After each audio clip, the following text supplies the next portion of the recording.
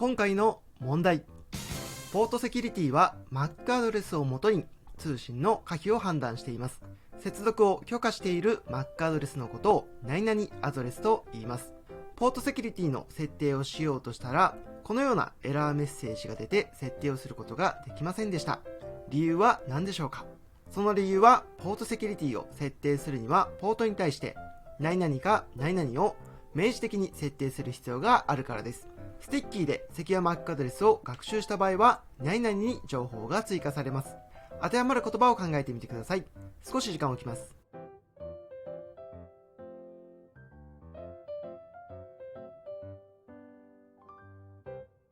それでは答えの発表です。ポートセキュリティは MAC アドレスをもとに通信の可否を判断しています。接続を許可している MAC アドレスのことをセキュア MAC アドレスと言います。ポートセキュリティの設定をしようとしたときに、このようなエラーメッセージが出てきています。このエラーメッセージが出てきた理由は、ポートセキュリティを設定するときには、ポートに対してアクセスポートかトランクポートの設定を明示的に設定しておく必要があるからです。スティッキーでセキュア MAC アドレスを学習した場合は、ランニングコンフィグに情報が追加されます。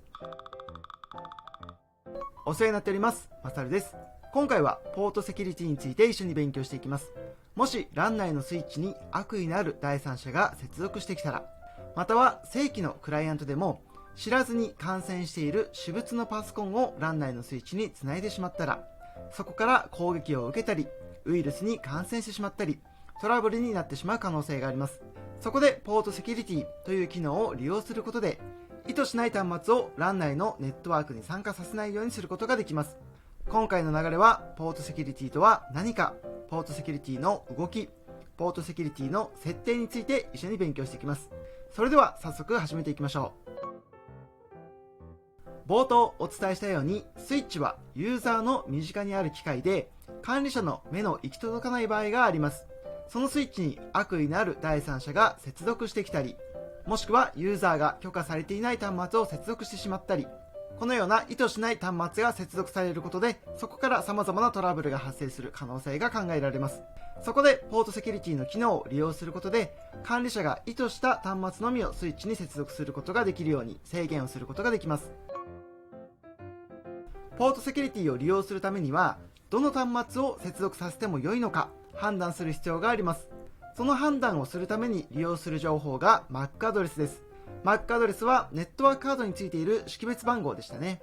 MAC アドレスは重複しないように各ベンダーが管理してくれています。なので、この MAC アドレスを管理することで、接続させるべき端末かどうかを判断することができます。スイッチのポートにはあらかじめ接続できる MAC アドレスを定義したり、一つのポートに対して何台分接続できるかを定義します。接続させることができる MAC アドレスのことをセキュア MAC アドレスと言います。端末が接続したときに、端末から送られてくる情報には送信元 MAC アドレスの情報が格納されています。その送信元 MAC アドレスの情報を見て、スイッチは接続させるべき端末かどうかを判断することができています。では、ポートセキュリティの設定方法を見ていきましょう。設定はインターフェースサインで行います。ポートセキュリティを利用する場合は、手動でアクセスポートかもしくはトランクポートに設定する必要があるので注意してください。シスコのカタリストスイッチは DTP が働いているため、デフォルトではポートセキュリティを設定することができません。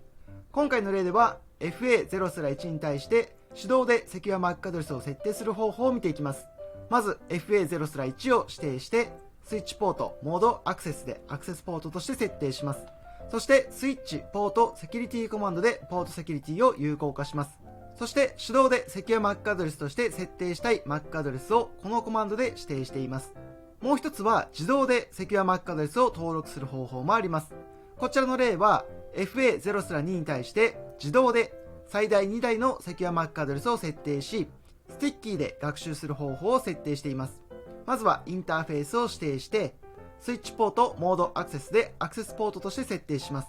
スイッチポート、ポートセキュリティでポートセキュリティを有効化し、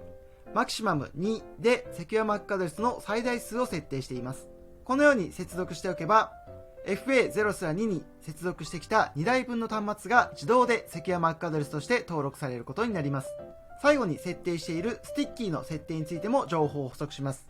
手動で設定したセキュア MAC アドレスの情報は、ランニングコンフィグに情報が反映されます。しかし、自動で学習したセキュア Mac アドレスに関しては、ランニングコンフィグに情報が反映されません。ランニングコンフィグに情報が反映されていないということは、ランニングコンフィグをスタートアップコンフィグにコピーしていたとしても、再起動が起こってしまうと、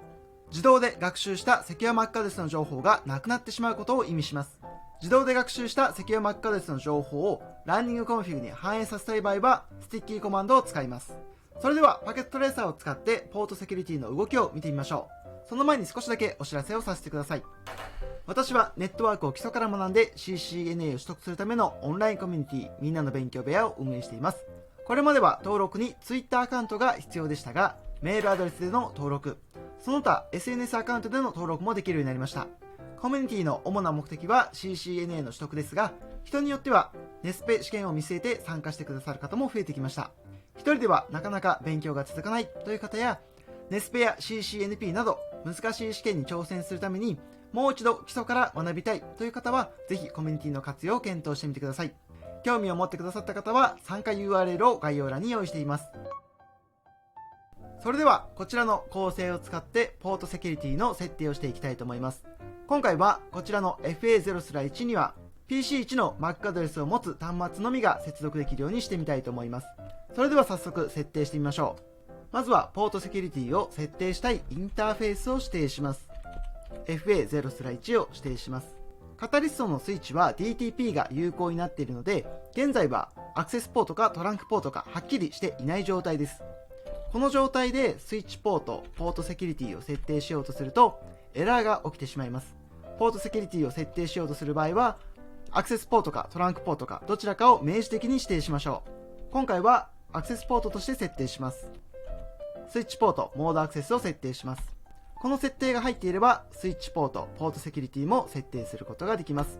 現在、FA0/1 でポートセキュリティが有効化されました。このポートは手動でセキュア Mac アドレスを登録します。Mac アドレスは PC1 が持っている Mac アドレスを指定します。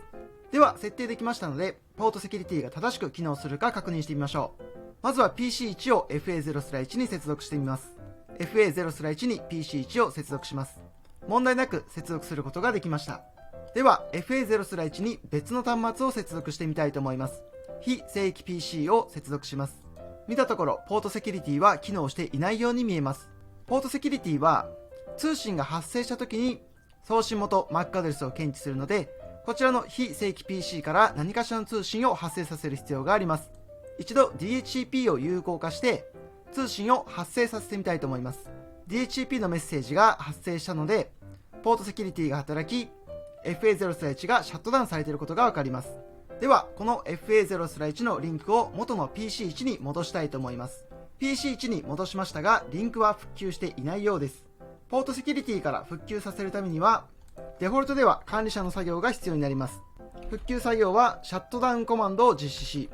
ノーシャットダウンでポートを開放します。この手順でポートセキュリティのシャットダウンから復旧させることができます。では次に自動でセキュア Mac アドレスを学習する方法を試してみたいと思います。FA0/2 に対して自動でセキュア Mac アドレスを学習し、最大で学習できる Mac アドレスの数は2つ。学習したセキュア Mac アドレスはスティッキーで学習するものとし、ランニングコンフィグに設定内容が反映されるようにします。それでは設定しましょ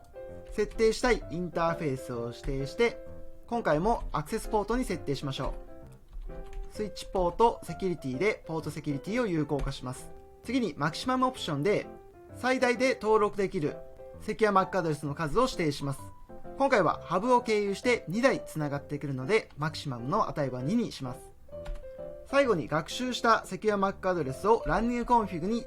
反映させるためにスティッキーのオプションもつけます。ではこの状態で PC2 と PC3 を接続してみたいと思います。その前に現在のランニングコンフィグの状態も見ておきましょ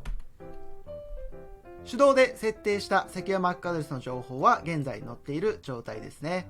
事前に Mac アドレスを全て管理できていれば手動で設定することができるんですが、いちいち管理者が全ての Mac アドレスを管理するのが大変という場合は、自動でセキュア Mac アドレスを登録する方法も取られます。では PC2 を接続してみましょ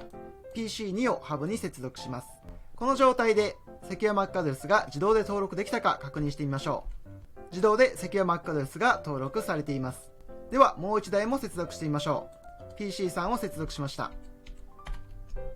2台分のセキュア Mac アドレスが自動で登録されています。また今回はスティッキーで登録していることによって自動でランニングコンフィグファイルにも反映されていることがわかります。今回は最大数を2にしているので3台目を接続させてみたいと思います。ではこちらの非正規 PC をハブに接続してみたいと思います。するとポートセキュリティが働き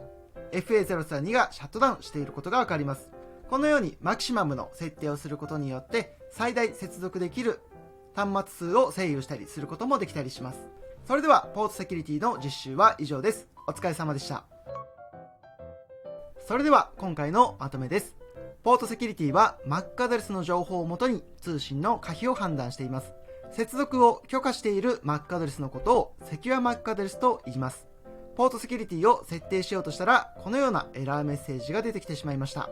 この理由はポートセキュリティを設定するためにはポートに対してポートかトランクポートの設定を明示的に設定しておく必要があるからです。スティッキーを指定してセキュア Mac アドレスを学習した場合はランニングコンフィグにセキュア Mac アドレスが追加されることも覚えておきましょう。それでは今回の動画は以上です。もし今回の動画がお役に立てば高評価、チャンネル登録をしていただけるととても嬉しいです。それではまた次回の動画でお会いしましょう。最後まで動画をご視聴いただきありがとうございました。